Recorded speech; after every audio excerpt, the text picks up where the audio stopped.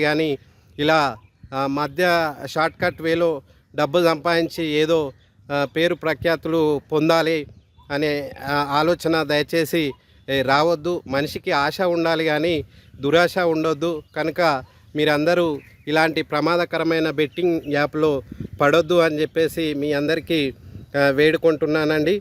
దయచేసి ఆలోచించండి, ఒకరికొకరు మోటివేట్ చేసుకోండి. నేను అబ్జర్వ్ చేసిన విషయాలు మీకు చెప్తాను. మా చిన్ననాటి క్లాస్ ఫ్రెండ్ వాళ్ళ అబ్బాయి ఈ మధ్యలో ఆన్లైన్ గేమ్స్కి బానిస అయిపోయి మరి అనేక విధాలుగా ఆర్థికంగా వారి కుటుంబానికి నష్టం కలిగించాడు. సో ఆ బాధ నుంచి తేరుకోలేక తను ఈ మధ్యకాలంలోనే సూసైడ్ చేసుకోవడం జరిగింది, ఆత్మహత్య చేసుకున్నాడు. అలాగే ఇంకొక మిత్రుడు కూడా మా ఊరిలో తను కూడా ఆ రకంగా బెట్టింగ్ యాప్లకు, ఆన్లైన్ గేమ్స్కి లేకుంటే ఈ లోన్ యాప్స్కి అడిక్ట్ అయిపోయి డబ్బులు